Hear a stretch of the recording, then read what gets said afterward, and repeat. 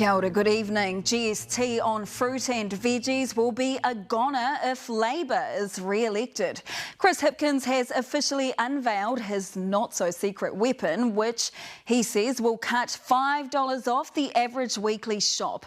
The cost of living carrot comes with changes to working for families and the in-work tax credit, which Labour says will see 175,000 families $47 a week better off by 2026.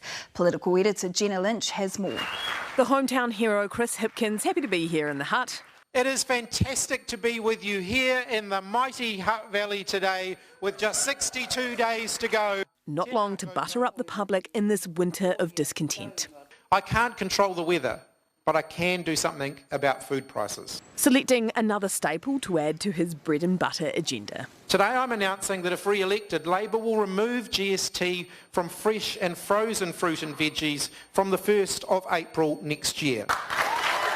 Reaching down the back of the old deep freeze, reheating Labour's 2011 pledge of tax-free fruit and veg. Are you out of fresh ideas? No. Cue the shopping list of questions. And why not canned fruit and veg? The distinction that we've made is the difference between unprocessed and processed. What about coleslaw?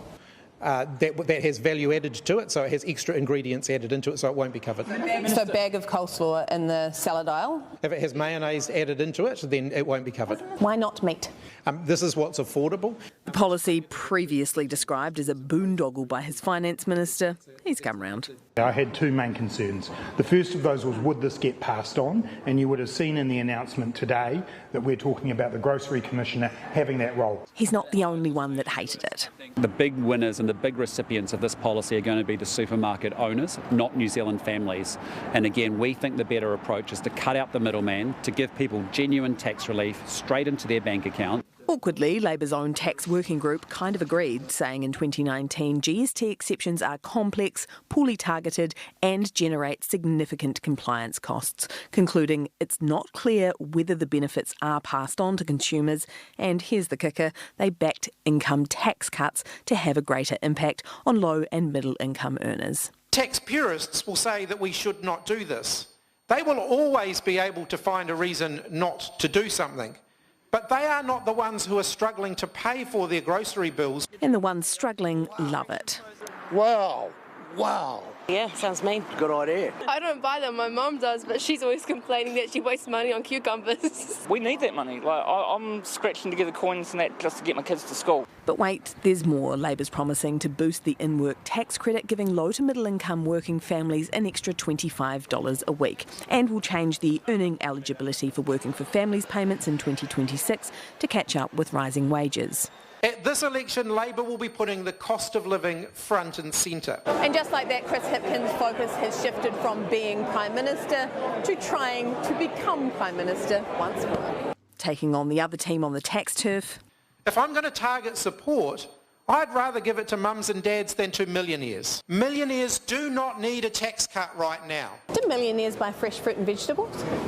Most New Zealanders buy fresh fruit and vegetables. Are you giving millionaires a tax cut? This policy will benefit all New Zealanders. In it for you, mums, dads and millionaires. All right, Jenna, tell us, is this an election winner?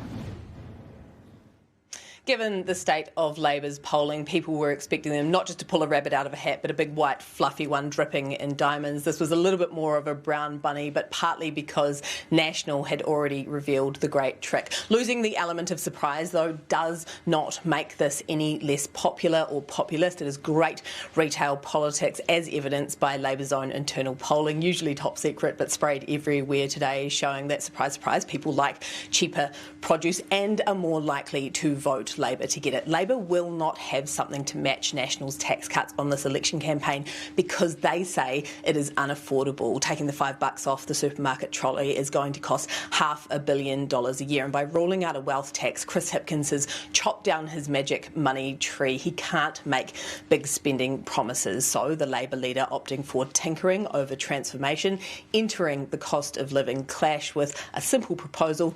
How do you like cheap apples? Thank you very much. That's political editor Jenna Lynch.